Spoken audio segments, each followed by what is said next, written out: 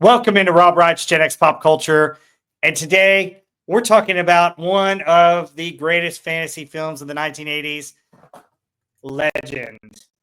And I have a special guest, Mr. Stark of Iron. Tony, how are you? Doing quite well. It's interesting that you have elected to recall upon my services at this dire time because I am digging underneath New York as we speak.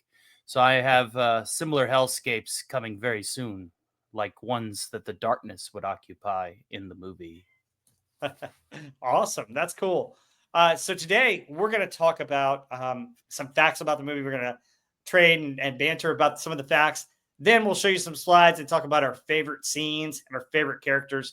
And we'll wrap it up with why we think you should watch this movie and why we think you should like it. So let's get into it. So first of all, let me set the stage here. The cool thing about this movie is that there are actually three versions. I don't know if you knew that, Tony. No, I actually got it covered from my first coverage for the film was watching it on television. I had the TV cut of the theatrical release. I didn't even know there were three different films. Yeah, I didn't know there were three versions of the film either. But so the U.S. version uh, has the ending with the darkness at the very end as well, and the Mhm. U.S. version also has the rock and roll music with I forget the name of the band, but the lead singer from Yes has that song "Loved by the Sun" that plays throughout the movie and has the rock soundtrack.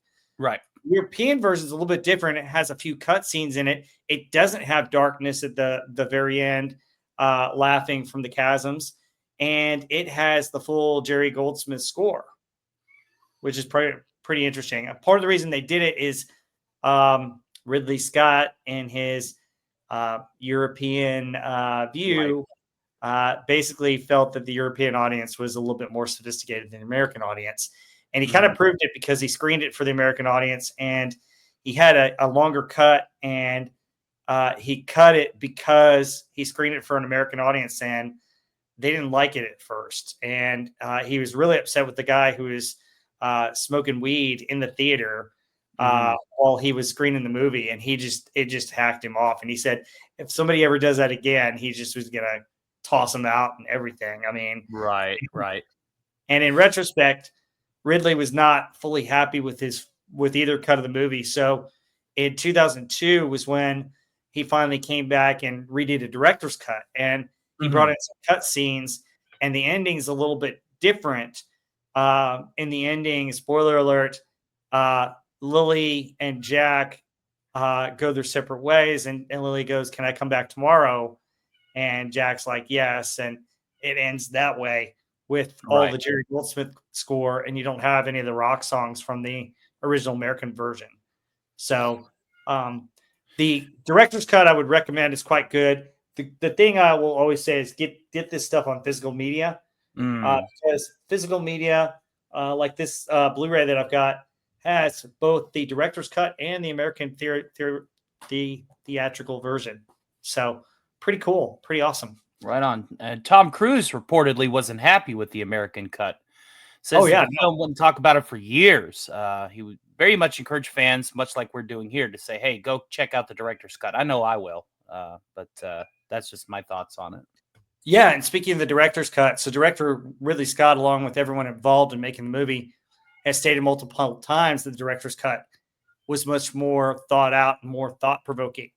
And Mhm. one of the cool things about this movie is that it dives into the impurity of human beings and their sins, which is kind of cool, kind of interesting because it has a spiritual along with the fantasy element to it, which makes it really Right. cool. So, uh, Jack was supposed to be very lustful of the princess from the start, but eventually begins to truly love her.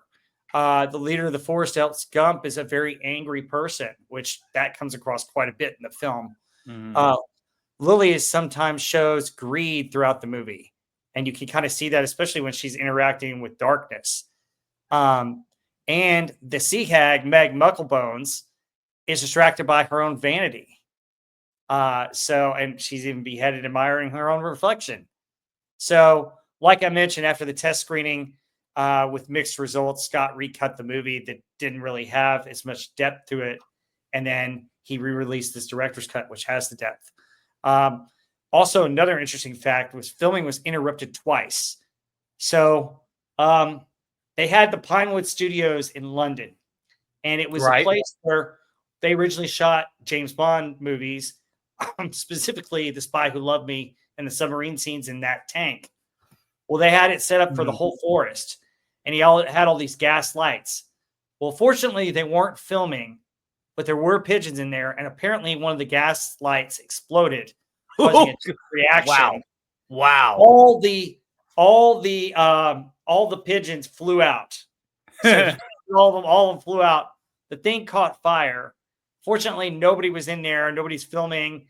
It was a rest day, and Ridley Scott came to the studio and they asked him, "Hey, is this yours?" And he's like, "Yeah." And he described it as such a bright flash, and you see all the metal. And he said there were like 3 or 4 news copters overhead filming this burning set that was burning down. And Ridley Scott was like, "What can I do?" So the funny story about it is, you know what Ridley Scott did like 15 minutes after that? What'd he do? Poison went some and played pigeons in tennis. the park? Nope. He played tennis. He went and played tennis. Yeah.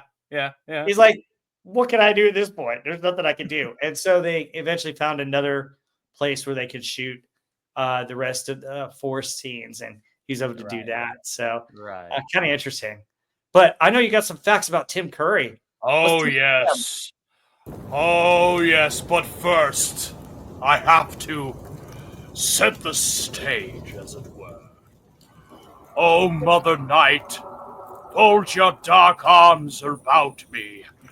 Present me in your black embrace. I sit alone in impotent exile, whilst this form, this presence, returns to torment me. That was a little bit of my Tim Curry for you. But yes, there's just, before I get into the meat and potatoes, I just want to go ahead and add a little seasoning to it. Oh yeah.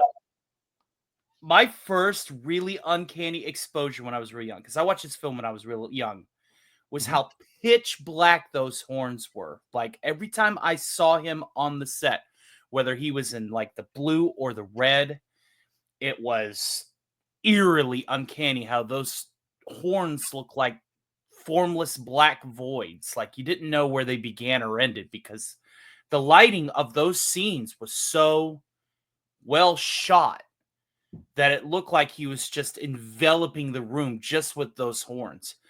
And it's a bull-like structure that sat on top of his head with 3-foot fiberglass horns apiece, supported by a harness underneath the makeup, which was its own can of worms. The horns strained the back of Curry's neck because they extended forward and not straight up. Bob Botten and his crew finally came up with the horns that were hollow and lightweight. At the end of each filming day, Curry spent an hour in a bath in order to liquefy the soluble spirit gum that served as the adhesive for his makeup. At one point, he got too impatient and claustrophobic that he pulled the makeup off too quickly, tearing off his own skin in the process. So we went from one horror show to another. Yep. And Ridley Scott felt sorry and horrified for him, and basically he didn't want to put him through that torture throughout the whole movie. So what he did was he gradually reduced his shooting schedule so that he would have a break in between putting on all that makeup. And I thought it was very clever, some of the ways that they did it. The other thing about the European one that I forgot to mention is you don't see darkness until about halfway through the film. That's a big reveal, yeah. Yeah, that was a big reveal. In the U.S. version, you do see him in the blue. In the director's cut, you don't see him till halfway through the film, which is kind of cool. But go ahead. The darkness was introducing himself only in the American theatrical cut then, yeah? Yeah. He was only in the American theatrical cut. It was filmed before any of this took place, so it was interesting. And then you want to talk about how tall he was with the horns? I think he was pretty freaking tall. I think it was like 7 feet, almost 8 feet. Well, Somewhere around there. actually, he stood about 10 feet to his forehead, and then Uh-huh. the horns were another 3 feet, so he's 13 feet tall. Oof. Yeah, Oh, so that's he had terrifying. yeah, so he had all right, so they had to really engineer this because I mean, you can't really put Yeah. horns like right here on a person. So they had to engineer No. it with the neck and have it go up right here. So Yeah, kind of this kind of big. came around his Yeah. head. But his head, they had expanded to where it's this big, and everything else expanded. So one of the things that they talked about on the Blu-ray, which is so cool, you get these other aspects about it, and they talk about filming the movie, is his eyes. They had to make iris pieces, Mm-hmm. and he had to wear them, and they were very painful at first, and then he got used to them. But everything was expanded, and the suit that he put on was expanded. The arms were a little bit expanded. Um, the legs, he wore stilts that were like 3 feet tall. So Yeah, he definitely was a giant demon. Here I oh yeah. was thinking it was a lot of camera angling tricks because that's like a well-known thing is if you angle your camera you can make somebody look taller. Yeah. But yeah, Well, it also helps that Tom Cruise isn't very tall either. right. Yeah. I mean, that kind of helps, but it's just it's just amazing. I mean, it's just oh my gosh. So, getting into a little bit more about this, the scene where Jack and Princess Leia, Lily, not Leia, Lily, Princess Leia, aren't she Princess a little Leia, short to yes, be a Princess Leia, yes, stormtrooper? yes, we're talking about Mia Sara, not Carrie Fisher. Right. Um, anyway, so basically, they were filming the gardens of Pinewood Studios at the time of filming. The vast forest had been destroyed by fire, as I mentioned. Mhm. So what they did was um, they built a new set on the grounds at Hedron Hall, which is a historic stately home and also seen Right. in many Pinewood films. So the gardens were long established and suitable for dense greenery required for legend, which is kind of cool. They found a new place after the studio burned down. Hmm. Yep. It's interesting. That's really, really cool. In the Yeah. scene where the Lord Darkness is going to kill the unicorn, the hill of rocks that Jack climbs was instead going to be a pile of rotting bodies. Actually, that would have been a very metal scene. Yeah. The That'd be filmmakers badass. decided to quickly make them look like rocks as if they have felt to look to be too disturbing and grotesque and were deemed unnecessary in the scene. But if you look carefully, you can see decaying faces or skulls in the pile. So it looks like they started and then they chickened out. Scenes like that were in the original script but never filmed, which include Princess Lily's encounter with the house brownie, like the one in Willow from '88. Lily transforming into a humanoid cat critter. That would have been pretty neat. Yeah, that would be What's that? interesting. What was the name of those novels? That where the kids could transform into animals. What was that called? You know what I'm talking about? Transformables or something. Anyway, Yeah, something like that. I don't know that, but I yeah, think of like idle thought. Darkness my growing huge bat wings. He-Man Sira Catra, where she puts on the Yeah. mask and yeah. Darkness growing huge bat wings would have been really cool with the final battle with Jack. A final revelation that Jack is actually immortal would have also been really cool, but would have kind of taken away from the dire situations that the movie was putting in place. And the Oh yeah, unicorn absolutely. taking the darkness down after the sun sets because the light trick used to send darkness to his doom fails. And then Meg Mucklebone's suit was difficult for Robert Picardo because he had to be in the water, which caused the suit to tighten. Yeah, must have not been too good on that latex, that's for sure. No, it wasn't. Um, Actually, they talked about that in the Blu-ray, and basically he mhm, toughed it out like a trooper because I yeah. mean, bottom line is he was suffocating in that suit, just because it was so difficult for him to wear it. And the funny thing about Meg Mucklebones is I've seen the Halloween creature witch and some of the Hmm. Halloween creatures they've got that you see at like Lowe's or Home Yeah. Depot. And I swear one of them was Meg Mucklebones. You know what? Now that I'm thinking about it, you're right. Maybe there's a mold out there somewhere that somebody got a hold of and is reusing. It's kind Yeah. of like those molds for the Killer Clowns mask. Did you know that in Killer Clowns from Outer Space, they took the molds and repurposed them for Ernest Scared Stupid for the trolls. Yeah, so you see that stuff pop up all the time. It's always really cool when that happens. Yeah, that's also why Hollywood tend to burn and get rid of all their stuff after a movie because of that. They don't want other people using their stuff. I think it's kind of a waste because you do have fans and collectors out there that would love it, and I think they've eased back on some of that, but still pretty cool. Well, let's get rid of our ugly mugs and let's add some scenery to the stage and talk about our favorite scenes. Sounds good. All right. There's those horns. Oh my God.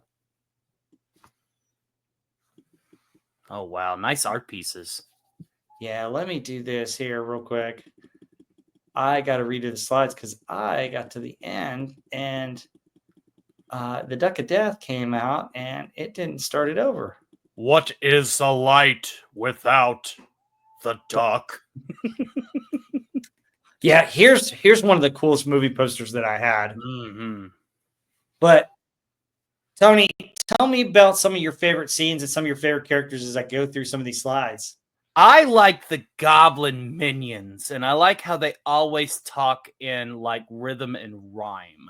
Like, oh yeah, that was interesting because, you know, when you usually think of like a fantasy goblin, you think of a creature that is, you know, just subpar intellect, mob rule, so many of them, you know, to do anything simple. And you have these two goblins appointed by darkness. There's one of them right there. That's the one. You know, oh yes, she looks so sweet, but not as sweet as rotted meat. Like they're just like they love being vile. Like they embrace being vile and disgusting and loathsome rather than just, you know, your typical fantasy goblin. These are very malevolent creatures. And every time they would steal the scene every time that they were on. They were awesome. Oh, I agree. Yeah, Blix. I mean, what an ironic character. Now, who does Blix remind you of in real life? Don't say it. Well, actually, it was modeled after this person. Huh. So here's a picture of Blix right here, and I'll tell you. So what they did was the actor, when she read for Blix, and knew she was going to get the part, and they were designing the makeup for it and the mask and everything, she's like, "Well, I always thought of Keith Richards." And so what they did was they took Keith Richards' face and expanded his facial features. So Blix looks like Keith Richards. And the funny thing is that she had her makeup on and was doing rehearsal with Tim Curry as he was doing Darkness, and he hadn't done any of his makeup yet. They hadn't done that part yet. And he saw like the mask and everything, and he kept staring at her like, "I know that face. What is that face?" And then she goes, "It's Keith Richards." And he's like, "Oh my gosh, yes, it is." So, but yeah, doesn't Blix look like Keith Richards? It does. The nose is uncanny. Yeah. Yeah. But yeah. Low hanging fruit, or in this case, well, I mean, it's big pepper on her face. I mean, come on. There you go. There's more. That is, oh my heavens to Betsy, it's Keith Richards. Yeah. Wow. I can't unsee it now. Yeah, I mean it's one of those Richards, and then you got that, and you got Johnny Depp making Keith Richards the icon for Jack Sparrow too. So yeah, but interesting stuff. So absolutely, yeah, I like the goblins too. They take a lot up, and I think it's interesting the scene with Blix where Blix has the unicorn's horn and it's just tearing everything up, making fire. Thinks he's going to be better than Darkness, and then all of a sudden Darkness appears, and he drops the unicorn horn, and one of the other guys picks it up, and it's like, "Oh, I'll show you, Darkness." And the Darkness just has a zombie grab him and knock it out of his hand, and zombie grabs him and rolls over, and the earth opens up, and he just takes him all the way down. Yeah, takes him all the way down to the no-no place. Yep. It's just kind of a cool scene. So, Yeah, absolutely. what other scenes do you like? I kind of like the Gump. Now that we're actually looking at him, the Gump, well, being the guardian of the forest, Mhm. being somebody who's been around, for untold centuries, watching over nature and the balance and understanding the difference between what is impure and pure, and the fact that humans are never meant to be pure, and just that was all like his cynicism, and the fact that Jack grew on him was good character development. Oh yeah, At I the think so very end. too. Yeah. Yeah, and you have these scenes where he's testing Jack, Mm-hmm. and they even have a musical number that was cut out. Which is why he's got a violin in his hand. Mm-hmm. But he gives Jack that riddle, and Jack is able to determine the riddle. And so that was a very good scene where he kind of earns respect. And of course, they drink. So, A drink. but I think he really grows to respect Jack as a hero, as a warrior. So, Yeah. but, But yeah, just all in all, this was a good fantasy film. I love the set pieces, especially. oh yeah, Costuming is excellent. Cinematography is top notch. It's like I compare this movie. There's like 3 or 4 movies that I could say I could compare to a good Dungeons and Dragons campaign, and this is one of them. oh yeah, oh yeah. This is a This D&D campaign. yeah, it is Yeah. absolutely. This is the kind of stuff I imagine whenever I'm DMing for players or whenever I'm playing in a game. This is the kind of imagery I put in my head to immerse myself, whether I'm running a town or a character. Yeah.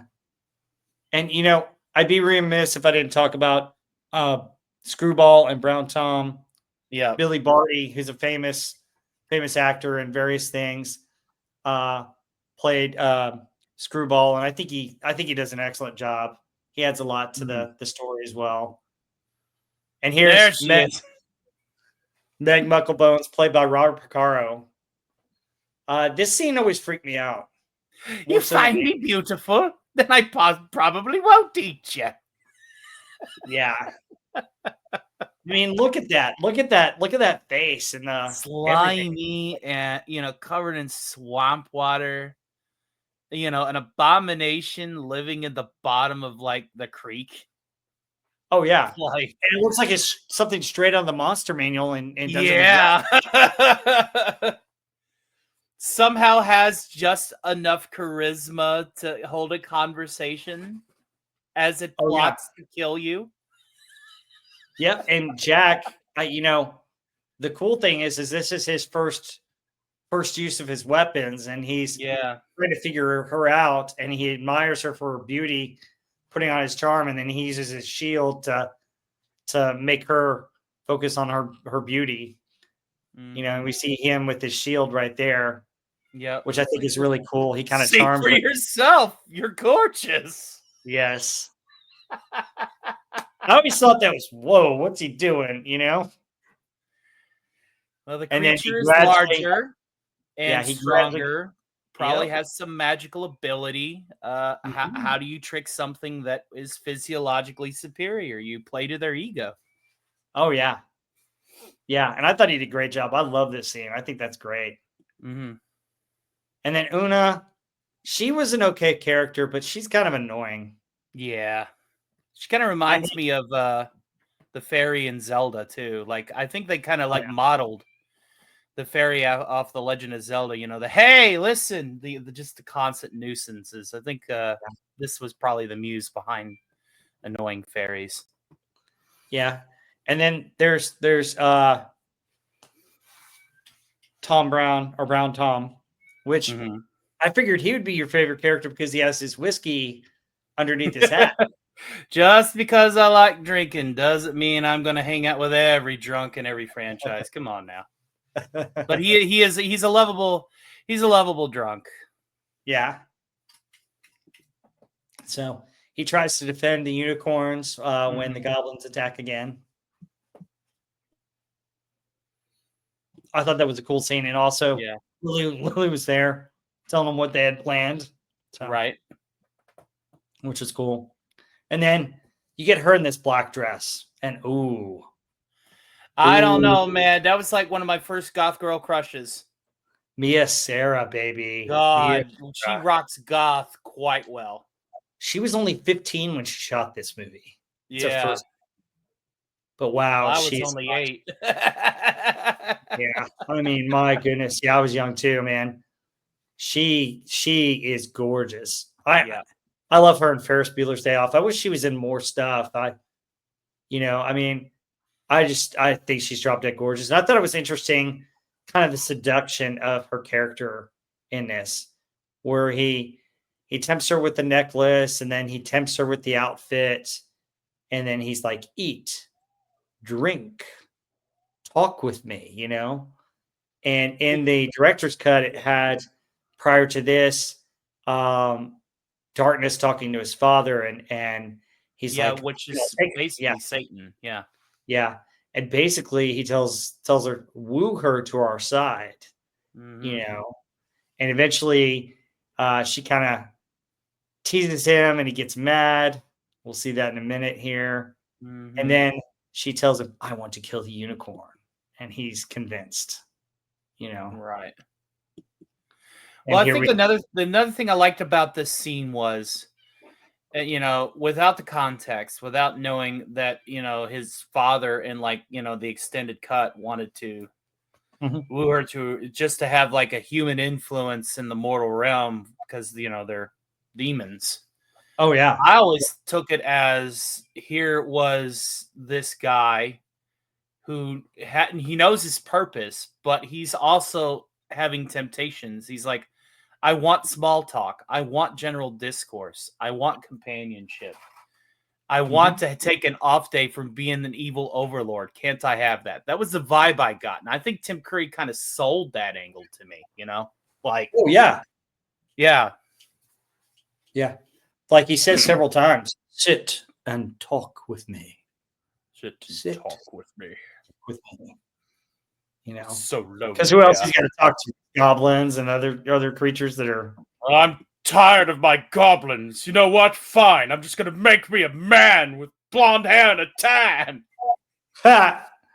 Well, that's a different movie altogether. But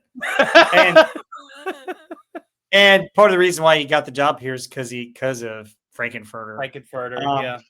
But I'll tell you, one of the coolest scenes is where he walks through that mirror, and you see the hoofs, and you see him for the first time. There's the neon blue, man. Yeah, isn't that cool?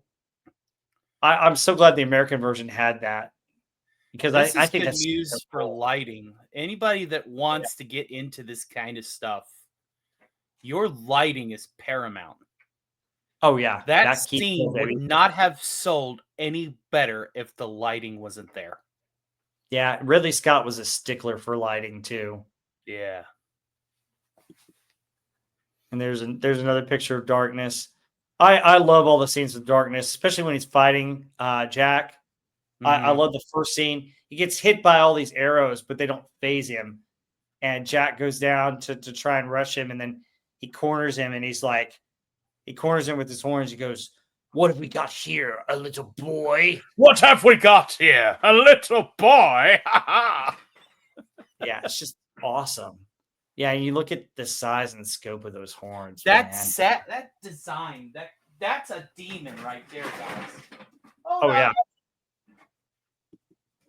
Yep, and here's the part of what I'm talking about where he's running and you can see like there's an arrow right here in his back, and there's an arrow over here, and it doesn't phase him at all. So as a big bad evil guy should, when you fight a final dungeon boss, your archer is only going to distract him probably. Like, yeah, he's usually going to have a and natural toughness or an armor rating. Yeah, here's what we were talking about with him getting angry at her. She teasing him. It's like, do you not know who I am? Yeah. Yeah. And this is towards the end with the final part, which I think is one of the coolest scenes in the movie where they finally get him. He and Jack having that sword fight is so cool because he Oh, yeah. picks up this big, huge two-handed sword and he whacks at him like it's nothing. And he's like, I love fighting the hero. Like he relishes in the battle. It's pretty awesome. And Jack can barely hold on. It is a D&D campaign. Like, Oh, yeah. I've done big bad evil guys that do those kind of like, somewhat cheesy lines of, I do love it when they struggle, like. Yeah. Oh, yeah. Yeah. So many cool scenes. And then, you got him at the very end where he's kind of strapped up and, he got the unicorn in his side and he kind of pulls it out and he gives the famous lines. You want to repeat those lines in the voice? Yes. Una momento, por favor. Okay, I gotta have my demon noises. You think you have won? What is light without dark? What are you without me? I am a part of you all. You can never defeat me. We are brothers, eternal. And then It cuts his arms off and Grub is like, kill him. He's like, Father, protect me. And he falls out into like eternity. He just goes out into the void. Yeah, and I had to get this little picture here. And then here's some things with Jack. I thought the armor looks pretty cool on Tom Cruise. And to be honest, I do like the scenes with the unicorns. I think they're pretty cool creatures in here. But here's more of Jack.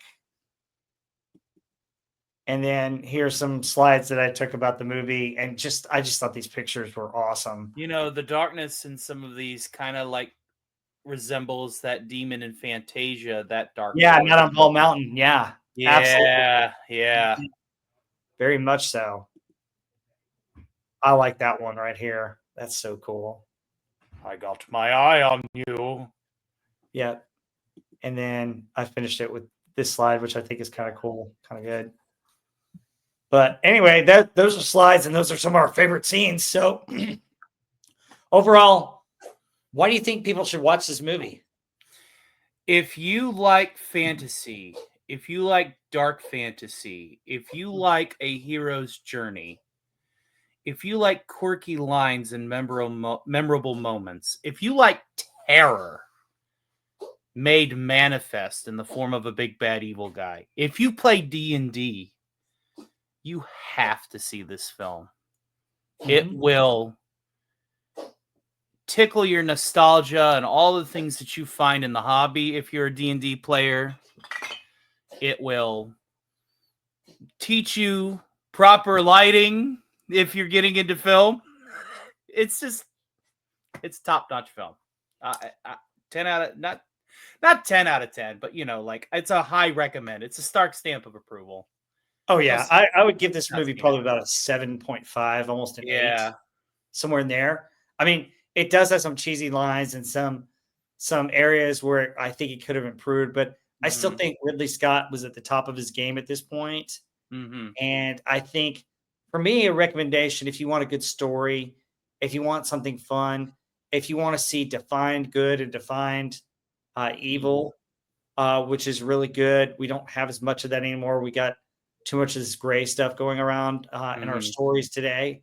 But I think this is a really cool movie. I think, the one thing about it is that they could have made it even darker and scarier. I mean, it still has a PG rating, but I think, folks, this is a movie that I think you should check out. It's got wonderful actors, great characterizations, and the lighting, the cinematography is great, as we mentioned. The costumes are phenomenal.